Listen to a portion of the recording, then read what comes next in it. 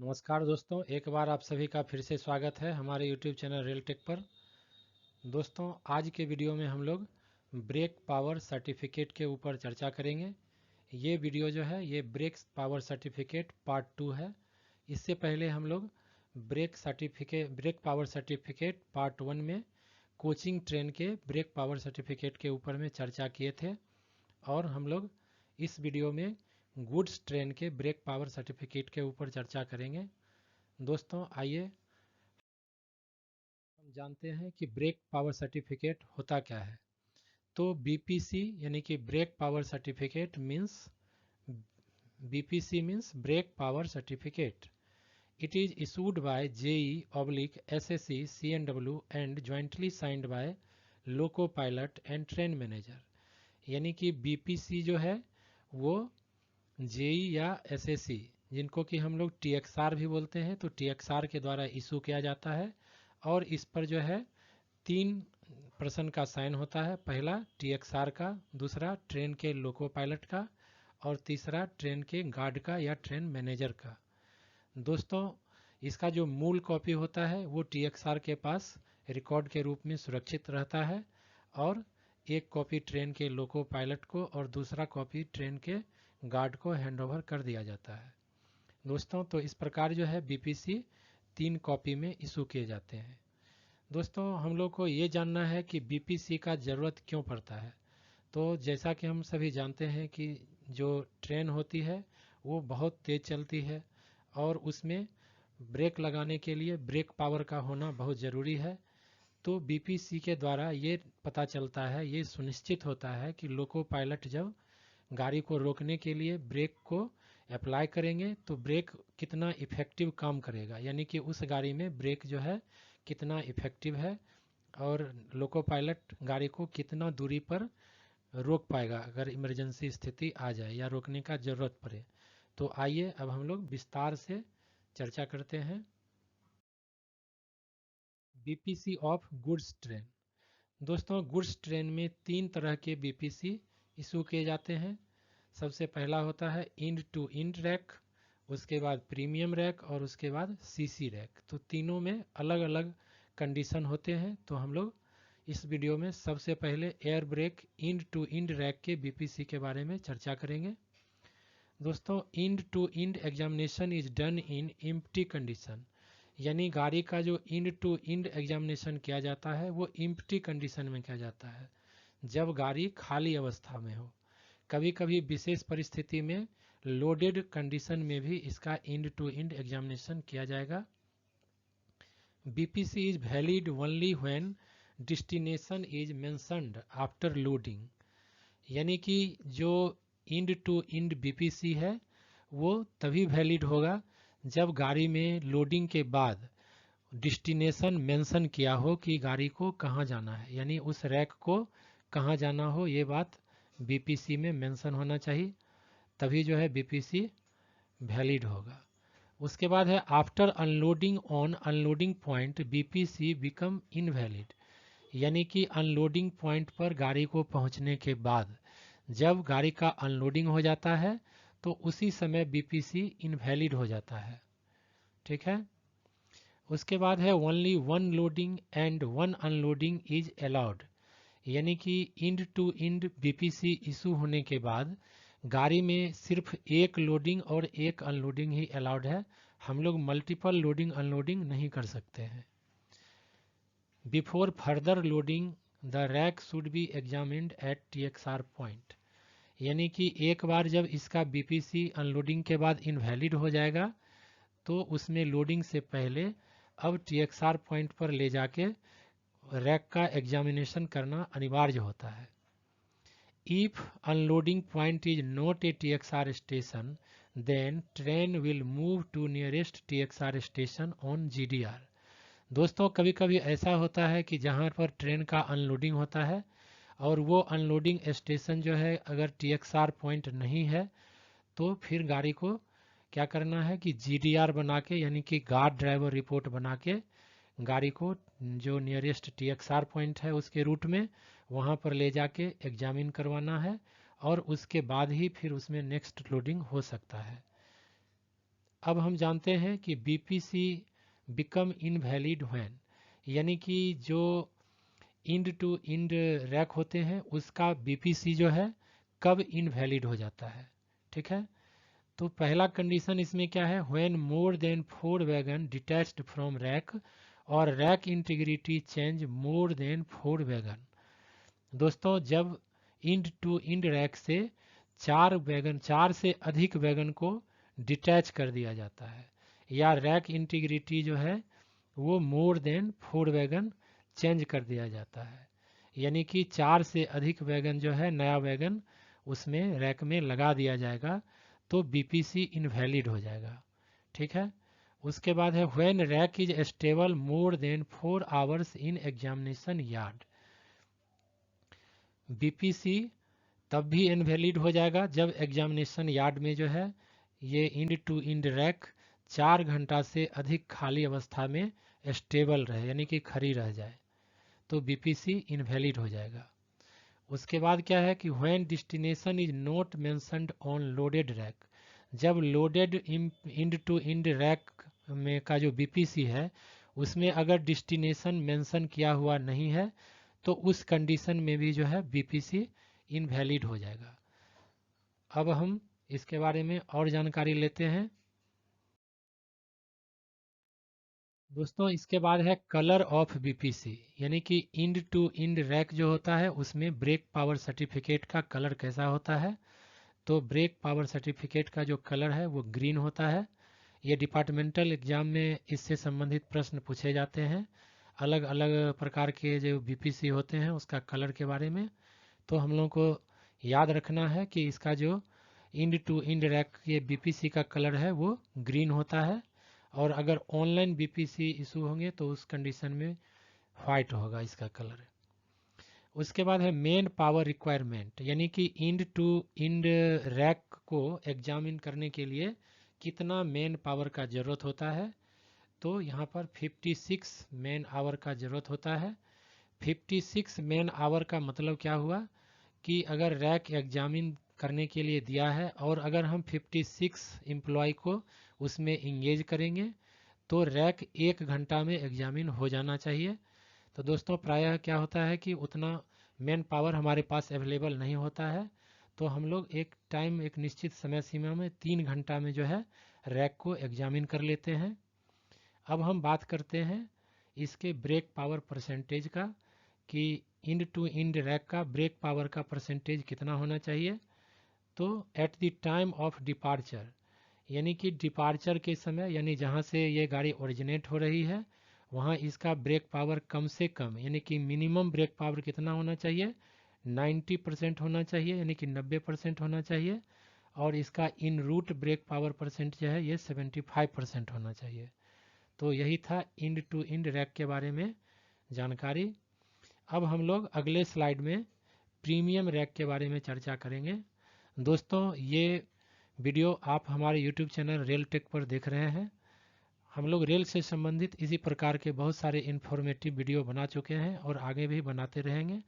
तो यदि आप अभी तक हमारे चैनल पर नए हैं तो जल्द से जल्द इस चैनल को सब्सक्राइब करें, अपने दोस्तों के बीच में शेयर करें, वीडियो अच्छा लगे तो लाइक करें, कमेंट करें। दोस्तों इसका पार्ट 1 वीडियो इससे पहले हम बना चुके हैं जिसमें कि हम लोग कोचिंग ट्रेन के बीपीसी के बारे में चर्चा किए हैं, तो आप अभी तक उसको नहीं देखे हैं तो उसको भी देख सकते हैं। आइए अब हम लोग अगले स्लाइड में चलते हैं। Air brake premium rack. दोस्तों प्रीमियम रैक का जो बीपीसी है उसके बारे में जो महत्वपूर्ण जानकारी है उस पर हम लोग यहाँ चर्चा करने जा रहे हैं।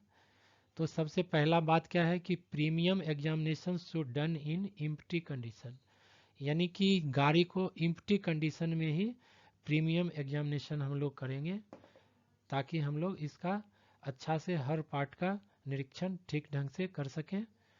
Multiple loading and multiple unloading is allowed. दोस्तों प्रीमियम रैक में जो है मल्टीपल लोडिंग और मल्टीपल अनलोडिंग अलाउड है, यानी एक से अधिक बार इस बीपीसी इनवैलिड होने से पहले हम लोग एक से अधिक बार इसमें लोडिंग और अनलोडिंग कर सकते हैं। अब है बीपीसी बिकम इनवैलिड व्हेन, इसका बीपीसी कब इनवैलिड हो जाता है। तो आइए जानते हैं। When more than 4 wagon detached from the rack or rack integrity change more than 4 wagon, जब 4 से अधिक वैगन रैक से डिटैच हो जाए या 4 से अधिक वैगन का इंटीग्रिटी जो है चेंज हो जाए रैक में, तो उस स्थिति में जो है इसका बीपीसी इनवैलिड हो जाएगा। उसके बाद है when rack is stable more than 4 hours in examination yard, यानी एग्जामिनेशन यार्ड में अगर रैक 4 घंटा से अधिक समय के लिए खड़ी रह जाए तो वैसी स्थिति में भी इसका बीपीसी इनवैलिड हो जाता है। अब हम बात करते हैं कि इसके कलर का, कि प्रीमियम रैक के बीपीसी का कलर कैसा होता है। तो दोस्तों ये ग्रीन विथ रेड रिबन, यानी इसका कलर भी हरे रंग का ही होता है और इसमें बीच में जो है एक लाल रंग की पट्टी होती है। और अगर ऑनलाइन बीपीसी इशू होता है तो वहाँ पर बीपीसी का कलर व्हाइट हो जाएगा। अब हम बात करते हैं मेन पावर रिक्वायरमेंट की। दोस्तों प्रीमियम रैक अगर एग्जामिन के लिए ऑफर किया जाता है तो इसमें 75 मेन आवर्स का ज़रूरत होता है, यानी कि अगर 75 आदमी हमारे पास हो तो हम लोग 1 घंटा में रैक का एग्जामिन कर सकते हैं। लेकिन प्रैक्टिकली ऐसा नहीं होता है क्योंकि हम लोग के पास उतना मेन पावर अवेलेबल नहीं होता है, तो हम लोग उसको 4.5 घंटा में रैक को देख के रिलीज कर सकते हैं। उसके बाद हम बात करें इसके ब्रेक पावर परसेंटेज की। तो दोस्तों at the time of departure, यानी कि जब गाड़ी डिपार्चर होती है फर्स्ट बार, यानी कि उसके ओरिजिनेटिंग स्टेशन पर, इसका जो ब्रेक पावर परसेंटेज है ये 95% होता है और इन रूट ब्रेक पावर परसेंटेज इसका 85% होता है। दोस्तों हम लोग जो ये वीडियो अभी जिस पर हम चर्चा कर रहे हैं ये एक बहुत ही इन्फॉर्मेटिव वीडियो है और रेल के डिपार्टमेंटल एग्जाम के लिए ये बहुत ही महत्वपूर्ण है। अभी रेल में जितने भी एलडीसी अथवा डिपार्टमेंटल एग्जाम होते हैं वो ऑब्जेक्टिव टाइप के ही प्रश्न उसमें पूछे जाते हैं और बीपीसी से रिलेटेड अक्सर प्रश्न पूछे जाते हैं। और यदि आप रेल के ऐसे एम्प्लॉय हैं जो डायरेक्टली जो है आप लोग ट्रेन ऑपरेशन से रिलेटेड हैं तो आपके लिए ये वीडियो बहुत महत्वपूर्ण है। तो आप लोग इस वीडियो को अंत तक जरूर देखिएगा। आइए अब हम लोग अगले स्लाइड में सीसी रैक पर चर्चा करते हैं। सीसी रैक यानी कि close circuit rack. CC rack valid over एक क्लोज सर्किट। दोस्तों सीसी रैक का मतलब ही होता है क्लोज सर्किट रैक। ये जो है एक सर्किट के ऊपर एक चलता है, इसका एक रूट यानी कि एक पाथ तय किया रहता है और उसी पाथ पर ये चलता है। जैसे कि मान लीजिए यहाँ पर हम एक एग्जांपल दिए हैं कि CC rack of NJP, NJP से एक सीसी रैक निकली है और ये वैलिड कहाँ कहाँ है, ये वैलिड है over NFR, ER, SER, ECR, NER, NCR और एनआर। इन सब जोन से होकर, ये सब रेलवे जोन का नाम लिखा हुआ है, तो इन सब जोन से होकर जब ये रैक जाएगी तो इसी में वैलिड है। अगर ये अपने रूट को ओवरशूट कर देता है तो इसका ये ब्रेक पावर जो है, इसका जो बीपीसी है वो इनवैलिड हो जाएगा। इसके अलावे रैक इंटीग्रिटी, इसका क्या होता है, rake integrity is made by of ROH और of POH wagons, means new wagons. दोस्तों जो सीसी रैक है इसका जो फॉर्मेशन किया जाता है यानी जो रैक बनाया जाता है तो उसमें नए कोचों का प्रयोग किया जाता है, नए वैगन का प्रयोग किया जाता है। जैसे मान लीजिए कि कोई वैगन आरओएच होके आया है या कोई पीओएच होके आया है तो उसका जो है सारा पैरामीटर्स और जो सारा यानी कंपोनेंट होता है वो अच्छा वर्किंग कंडीशन में रहता है। तो ऐसे वैगन को मिला के सीसी रैक का निर्माण किया जाता है। All brake cylinder should be in working condition. कहता सीसी रैक का जो जितना ब्रेक सिलेंडर है वो सारा वर्किंग कंडीशन में होना चाहिए। इसके अलावे base depot should maintain complete history of wagons and it's component. कहता है बेस डिपो का ये जिम्मेदारी है। दोस्तों सीसी रैक को मेंटेन करने के लिए बेस डिपो होता है उसका, तो बेस डिपो की ये जिम्मेदारी है कि वो कंप्लीट जो उसका रैक है और उसमें जो जितना वैगन लगा हुआ है उसका कंप्लीट हिस्ट्री उसको रखना है और उसमें जो कंपोनेंट लगे हैं उसका भी कंप्लीट हिस्ट्री रखना है बेस डिपो को। अब है CC rack should be examined in day time, यानी सीसी रैक को हम लोग दिन के उजाले में ही एग्जामिन करते हैं ताकि इसका जितने भी पार्ट्स हैं, कंपोनेंट्स हैं, उसको हम लोग ठीक ठीक से देख के एग्जामिन कर सकें और हम लोग ठीक ढंग से उसको देख सकें। इसीलिए हम लोग डे टाइम में ही एग्जामिन करते हैं इसको। If CC rack examined in night sufficient light should be provided, कहता है कि अगर सीसी रैक को रात में एग्जामिन का ज़रूरत अगर पड़ गया हो तो सफिशिएंट लाइट वहाँ होना चाहिए ताकि जितने भी अंडर गियर के कंपोनेंट्स हैं, पार्ट्स हैं, वो अच्छी तरह से दिखाई पड़ते हों। ठीक है। अब है वैलिडिटी ऑफ बीपीसी। दोस्तों सीसी रैक के बीपीसी का जो वैलिडिटी होता है उसका कंडीशन अलग अलग है। पहला क्या है, 7,500 किलोमीटर और 30 + 5 days which ever is earlier. पहला कंडीशन में होता है कि सीसी रैक के जो बीपीसी का वैलिडिटी होता है वो या तो 750 किलोमीटर अथवा 30 + 5 डेज यानी कि 35 डेज के लिए वैलिड होगा। इसमें से जो भी पहले आ जाए, अगर 750 किलोमीटर पहले पुड़ गया तो बीपीसी इनवैलिड हो जाएगा, अथवा 30 + 5 डेज पहले हो गया तो उस कंडीशन में भी बीपीसी इनवैलिड हो जाएगा। तो हमको ये जानना है कि ये 7,500 किलोमीटर जो इसका वैलिडिटी कब दिया जाएगा, when examined in special A class depot, यानी कि जब सीसी रैक का एग्जामिन स्पेशल ए क्लास के डिपो में किया जाएगा तभी वो 750 किलोमीटर अथवा 35 डेज के लिए वैलिड होगा। इफ लोडेड या और move to base depot grace period of 5 days provided. दोस्तों सीसी रैक अगर लोडेड कंडीशन में हो यानी कि वो अपने डेस्टिनेशन पर पहुंचने से पहले उसका अगर 30 दिन पुर गया है अथवा वो अपने बेस डिपो वापस जा रहे हो तो वैसे दशा में उसको 5 डेज का ग्रेस दिया जाता है ताकि उसका अनलोडिंग हो सके अथवा वो अपने बेस डिपो पहुंच सके।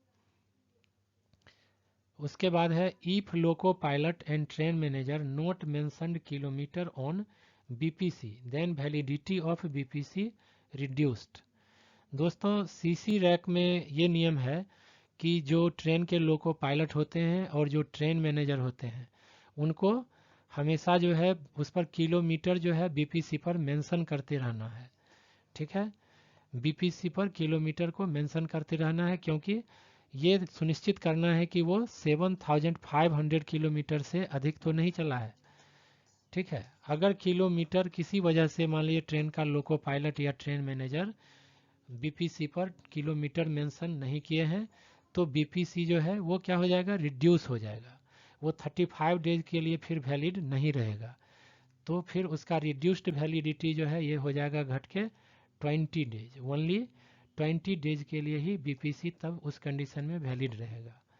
तो हमको ये ध्यान में रखना है दोस्तों कि किस कंडीशन में इसका वैलिडिटी जो है रिड्यूस होके 20 डेज हो जाता है, तो जब किलोमीटर बीपीसी पर मेंशन नहीं रहता है उस कंडीशन में। उसके बाद दूसरा कंडीशन है सीसी रैक का कि 6,000 किलोमीटर और 30 days which ever is earlier. ठीक है, दूसरे केस में जो सीसी रैक का बीपीसी है वो या तो 6,000 किलोमीटर अथवा 30 दिन जो भी पहले पुड़ जाए उतने दिनों के लिए वैलिड रहता है। तो ये किस स्थिति में 6,000 किलोमीटर के लिए इशू किया जाता है, जब सीसी रैक का एग्जामिन ए क्लास के डिपो में हो। ठीक है, जब ए क्लास के डिपो में सीसी रैक का एग्जामिन होता है तो बीपीसी 6,000 किलोमीटर अथवा 30 दिनों के लिए वैलिड रहेगा। और if loco pilot and train manager not mention kilometre on BPC then validity of BPC reduced. कहता है अगर ट्रेन के लोको पायलट अथवा जो ट्रेन मैनेजर यानी कि गार्ड होते हैं अगर बीपीसी पर जो है किलोमीटर मेंशन नहीं किए हैं तो उस स्थिति में क्या होगा, उसका वैलिडिटी रिड्यूस होके यानी कि कम होके 15 दिन हो जाएगा, क्योंकि तब पता नहीं चलेगा कि यह गाड़ी कितना किलोमीटर चली है, तो बीपीसी रिड्यूस हो जाएगा यानी केवल वो 15 दिनों के लिए ही वैलिड रहेगा। इसीलिए लोको पायलट और ट्रेन मैनेजर का भी ये दायित्व बनता है कि वो बीपीसी पर किलोमीटर को मेंशन करते रहें। दोस्तों अब हम लोग बीपीसी अब जानते हैं कि बीपीसी बिकम इनवैलिड व्हेन, यानी सीसी रैक का जो बीपीसी है वो कब इनवैलिड हो जाता है। इसके अलावे भी तो rack integrity should be mentioned up to 4 wagons may be replaced by duly examined wagon in entire run between 2 PMEs। जब इस रैक का इंटीग्रिटी यानी कि इस रैक से 4 से अधिक वैगन अगर रिप्लेस कर दिया जाए तो उस स्थिति में जो है ये बीपीसी जो है इसका इनवैलिड हो जाएगा। लेकिन अगर हम 4 वैगन ऐसे वैगन को उसमें अगर हम रैक के इंटीग्रिटी में लगा देते हैं जो एग्जामिन किया हुआ वैगन है तो उस स्थिति में जो है इसका बीपीसी इनवैलिड नहीं होगा। ठीक है। अगला है provided the rack is not stable for more than 24 hours in train examination yard, यानी कि ट्रेन एग्जामिनेशन यार्ड में रैक जो है 4 घंटा से अधिक स्टेबल नहीं होना चाहिए। अगर 4 घंटा से अधिक स्टेबल हो गया तो वैसी स्थिति में भी इसका बीपीसी इनवैलिड हो जाएगा। दोस्तों ये वीडियो आप हमारे YouTube चैनल रेल टेक पर देख रहे हैं। हम लोग रेल के डिपार्टमेंटल एग्जाम से संबंधित इसी प्रकार के बहुत सारे वीडियो बनाते रहते हैं। तो आप अभी तक हमारे चैनल पर यदि नए हैं तो जल्द से जल्द इस चैनल को सब्सक्राइब करें, अपने दोस्तों के बीच में शेयर करें, वीडियो अच्छा लगे तो लाइक करें। आइए अब हम लोग अगले स्लाइड में चलते हैं और यहाँ जानते हैं कि सीसी रैक के बीपीसी का कलर क्या होता है। दोस्तों ये एक बहुत ही इम्पोर्टेंट प्रश्न है। रेल के डिपार्टमेंटल एग्जाम में बहुत बार ये प्रश्न पूछे गए हैं कि सीसी रैक के बीपीसी का कलर कैसा होता है। तो सीसी रैक के बीपीसी का जो कलर है वो होता है येलो, यानी कि ये पीले कलर का होता है। और अगर हम बात करें मेन पावर रिक्वायरमेंट की तो सीसी रैक में कितने मेन पावर की आवश्यकता होती है। तो दोस्तों सीसी रैक के लिए 100 मेन पावर की आवश्यकता होती है, यानी कि अगर हमको 100 आदमी दिया जाए तो रैक को हम लोग 1 घंटा में एग्जामिन कर लेंगे। लेकिन चूंकि मेन पावर उतना अवेलेबल नहीं रहता है तो हम लोग इसको 6 घंटा में एग्जामिन कर देते हैं गाड़ी को, यानी 6 घंटा में सीसी रैक को एग्जामिन करके हम लोग फिट देते हैं। उसके बाद हम लोग सीसी रैक के ब्रेक पावर पर हम बात कर रहे हैं। At the time of departure, यानी डिपार्चर के समय ओरिजिनेटिंग स्टेशन से इसका जो बीपीसी इशू होगा तो सीसी रैक का जो बीपीसी है वो 100% होना चाहिए, यानी इसका जितना भी ब्रेक सिलेंडर और डीवी है वो सारा वर्किंग कंडीशन में होना चाहिए। और इसका जो इन रूट बीपी परसेंटेज है ब्रेक पावर का वो 90% अलाउड है, यानी कि 90% चल सकता है। दोस्तों अब हम लोग बीपीसी ऑफ कंटेनर रैक यानी कंटेनर रैक के बीपीसी के ऊपर चर्चा करेंगे। दोस्तों ये पूरा वीडियो देखने के बाद हम आशा करते हैं कि आपको जितने भी प्रश्न पूछे जाएंगे गुड्स के बीपीसी से संबंधित जितने भी प्रश्न होंगे आप सभी का आंसर दे सकते हैं। हम इसमें गुड्स ट्रेन के बीपीसी से संबंधित जितने भी तथ्य हैं सभी को समेटने का प्रयास किए हैं।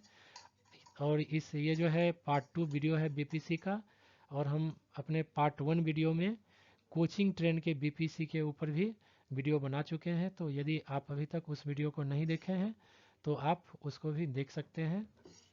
तो आइए अब हम लोग कंटेनर ट्रेन के बीपीसी के ऊपर चर्चा करेंगे।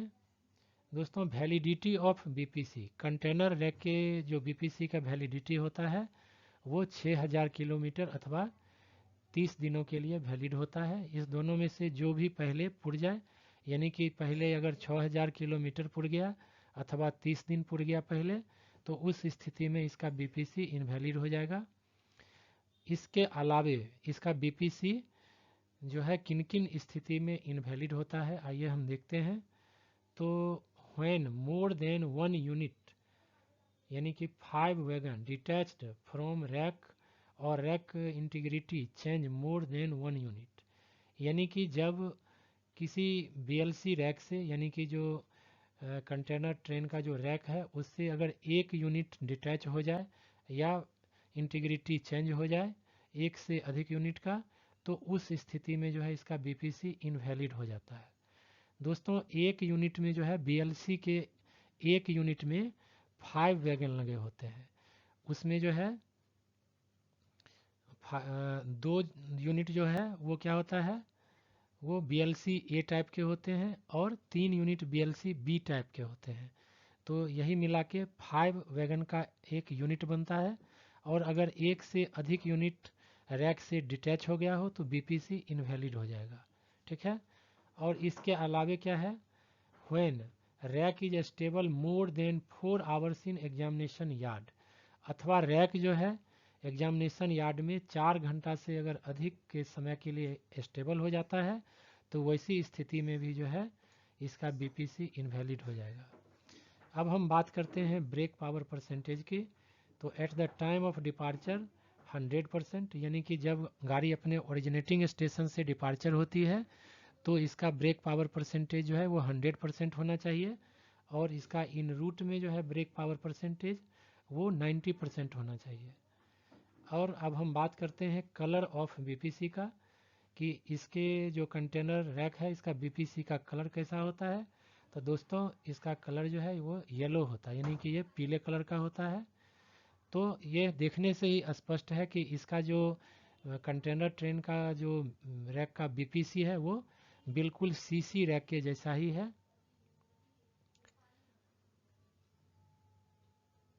दोस्तों हम आशा करते हैं कि ये वीडियो आप सभी को अच्छा लगा होगा। दोस्तों हम लोग रेल से संबंधित इसी प्रकार के इन्फॉर्मेटिव वीडियो बनाते रहते हैं। तो याद, अभी तक आप हमारे चैनल पर यदि नए हैं तो चैनल को सब्सक्राइब करें, और आपको वीडियो अच्छा लगा हो तो वीडियो पर कमेंट लाइक ज़रूर करें, अपने दोस्तों के बीच में शेयर करें। और अंत में आप सभी का वीडियो देखने के लिए बहुत बहुत धन्यवाद।